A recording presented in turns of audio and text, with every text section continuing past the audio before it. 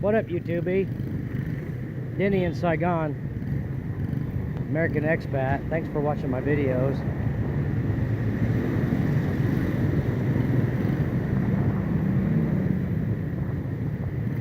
Another day, another dollar. I'm on my way to teach again. Afternoon shift.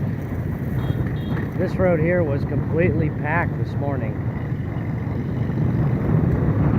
I have two shifts. I have a morning shift, an afternoon shift, and then go to a language center to teach at night.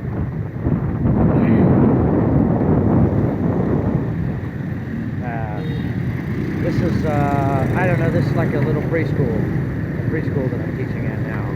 Preschoolers, and they're very little. I think the youngest one might be 2, but they're about 2, 3, 4 years old. So it's a lot of work, but I'm getting paid well for it.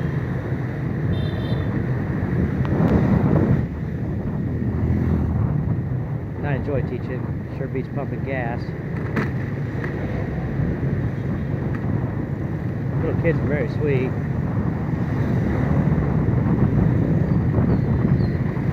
Yeah, you gotta be careful here in Saigon. I see so much stuff. A lot of it I cannot record, but I try to record some of it. I'm gonna make these videos, and maybe we'll see something interesting. Just have to wait and see. So I use my motorbike and ride all over Saigon. I go everywhere on this thing. One of my friends, a girl from the Philippines, apparently somebody tried to snatch her bag or something, and they knocked her off her motorbike. She's hurt. I don't know. It's never happened to me here. Nobody's ever tried to grab my stuff. Now, in Cambodia, they did. Your stuff will get grabbed in Cambodia. They'll try to grab it right out of your hands. I think it's less common here, but I mean, your results may vary. I know it's really windy. I got my hand over the mic. I hope you can hear me. And I do apologize for that. I try to make these videos just for fun. I'm on my way to work. I'm just holding my phone. I'm not too worried about anybody taking it. I got a pretty good grip on it, and I just don't think it's possible. I don't see, I've never seen anything like that really. And on my travels here, I've never had anybody try to take my, well, I did have a pregnant lady steal my phone on the way in, but that doesn't count. I mean, I've never had anybody try to grab my stuff in traffic. Everyone here treats me really well. I've been treated really well in Vietnam. And I have a lot of good things to say about the Vietnamese people. I think they're really awesome. I love living here in Vietnam. The weather's great.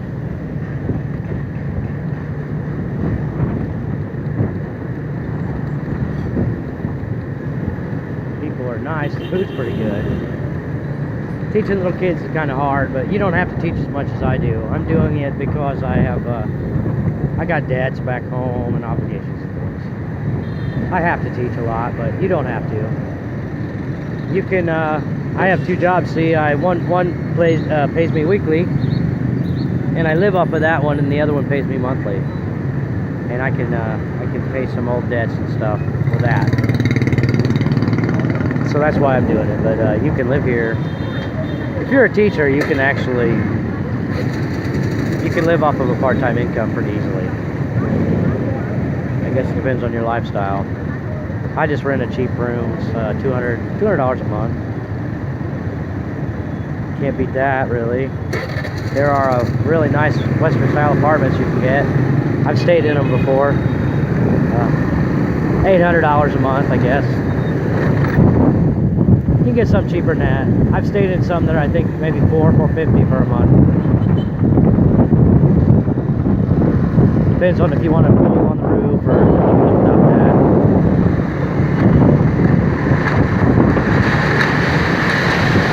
You got a lot of options here. It's one thing I love about Vietnam is you have so many options. you know, options where you want to live and where you want to work.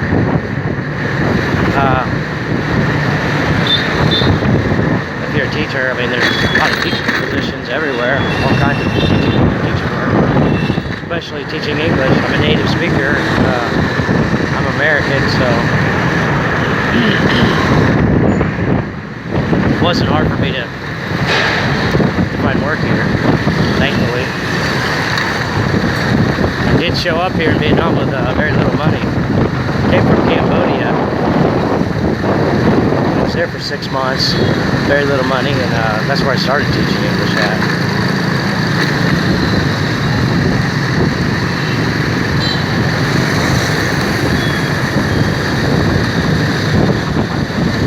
Let's see. Yeah, I gotta get my, go pick up my passport. I had my visa made again. This time your options are, you know, you have different options for a visa. I was gonna do a year extended, but I don't think I can do that right now. There's no price on it, so I just did the 3-month extended. I don't have to run to the border and back. Sometimes you do have to take a bus to the border, and they have a process there. Somebody meets you and they walk you through it. You go over and you come back. You gotta leave the country to get the other, 1-year business visa. Or if you're like redoing a tourist visa. A lot of people have tourist visas, but I got a business visa, so I can get a work permit.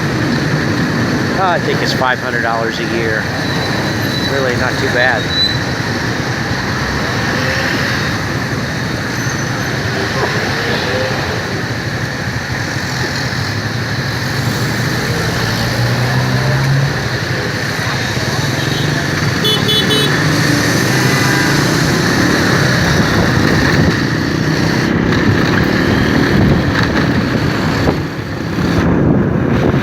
Pretty windy. I bet you can hear that. Probably gonna ruin my video. I don't know.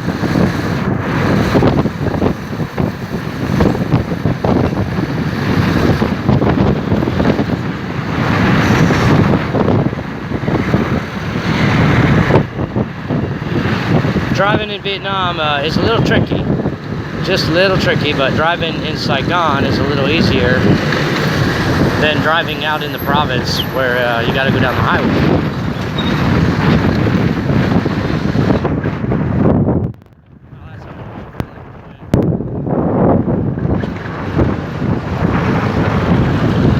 Yeah, going down the highway is not good because of high-speed traffic. I guess you're going to get your phone snatched right here might be the place, but really, you don't want to be chasing anybody through Saigon after your stuff. That gets you killed. I've heard of other people having to do that. I've heard of people doing that in Cambodia too. When I was in Cambodia, I used to live on Street 172, and that's kind of like Walking Street in Saigon, but it's not quite as big. There's so much theft on 172. I see people get their stuff snatched almost every single day. It was so common, and I had a bunch of my stuff stolen there. I hardly left Cambodia with anything, almost nothing. I was kind of happy to get out of there. But Vietnam has been really kind to me, mostly. This guy with a lime green Attila, no mirrors. I use my mirrors all the time.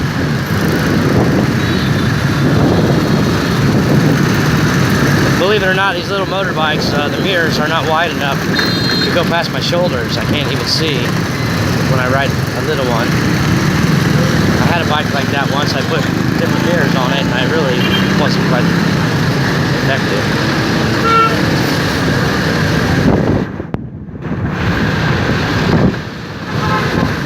I got this, it's an Attila basically. XLS, something like that. Same thing as an Attila. Big, fast, cheap bike. Not really fast, but it's snappy. It'll accelerate quick enough to get out of people's way, and it stops quickly, which is what I need. I'm gonna need to stop quickly in Saigon, guarantee that.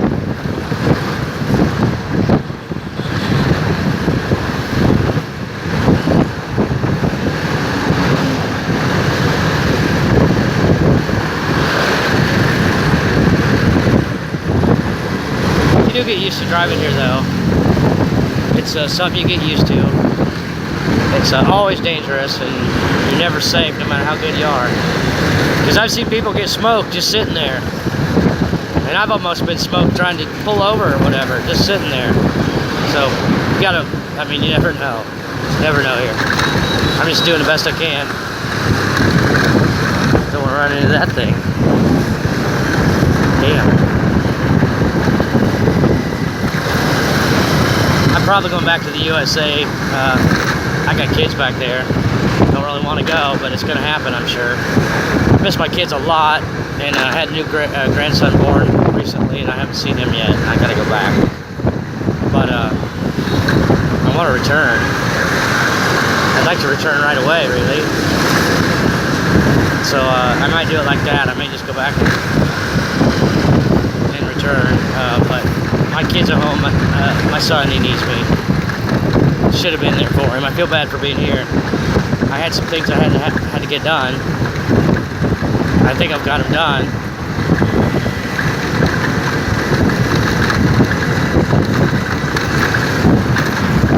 I love living in Vietnam, and I don't want to leave. Wish I didn't have to leave. Wish I didn't have to work as much, though. Teaching kids is not easy. It takes a lot of energy to teach little ones. Teacher Denny's kind of lazy. When I get to the language center tonight, I just play games. They just pay me to play games with the kids. They're 8, 9, 10 years old, and we just play stop the bus, whatever.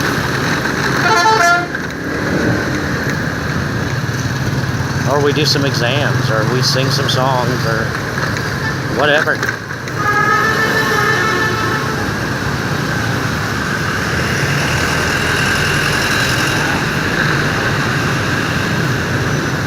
I'm almost to my school. Thanks for watching my video.